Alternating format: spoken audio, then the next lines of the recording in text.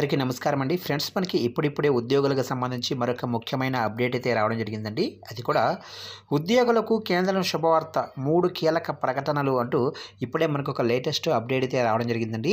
అయితే ఇందుకు సంబంధించిన పూర్తి వివరాలు అయితే మన వీడియోలో తెలుసుకుందామండి. ఆ 3 ప్రకటనలు ఏంటి అనేది వీడియో మాత్రం ఎక్కడ స్కిప్ చేయకుండా చూడండి ఫ్రెండ్స్. అప్పుడు మనకి పూర్తి సమాచారం అయితే తెలుస్తుంది. ఇక లేట్ చేయకుండా వివరాల్లోకి వెళ్ళిపోదాము.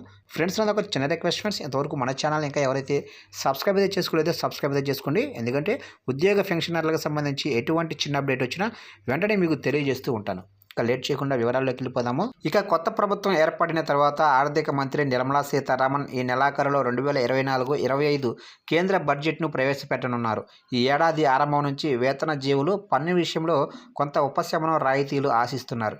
అయితే మధ్యంతర బడ్జెట్లో శ్రామికులకు నిరాశ ఎదురైంది.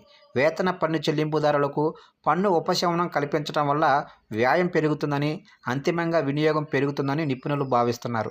పన్ను ఉపశమన చర్యలను ప్రభుత్వం పరిశీలిస్తుందని, బడ్జెట్ సమర్పణకు ముందే తుది నిర్ణయం వెలువడే అవకాశం ఉందని ఆర్థిక మంత్రిత్వ శాఖ వర్గాలు సూచించాయి. అయితే ఈసారి బడ్జెట్లో ఉద్యోగులకు లబ్ధి చేకూరేలా 3 ప్రకటనలు వెలువడే అవకాశం అయితే ఉంది.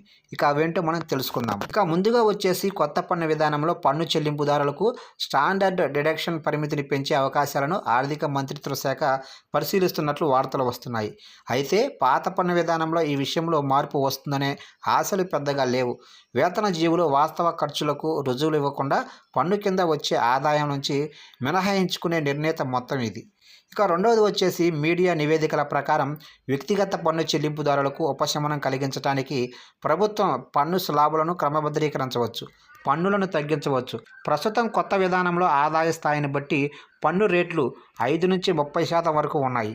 ఇక మూడవది వచ్చేసి కేంద్ర బడ్జెట్ 2023 కొత్త వ్యక్తిగత పన్ను విధానంలోనే పన్ను స్లాబుల్లో గణనీయమైన మార్పులను తీసుకువచ్చినట్లు డెలాయిట్ ఇండియా నివేదించింది. ఇక బేసిక్ మినహాయింపు పరిమితిని 2.5 లక్షల నుంచి 3 లక్షలకు పెంచడం, 5 కోట్లకు పైగా ఆదాయం ఉన్నవారికి సర్ఛార్జీని 37% నుంచి 25%కి తగ్గించడం ఇందులో ఉన్నాయి.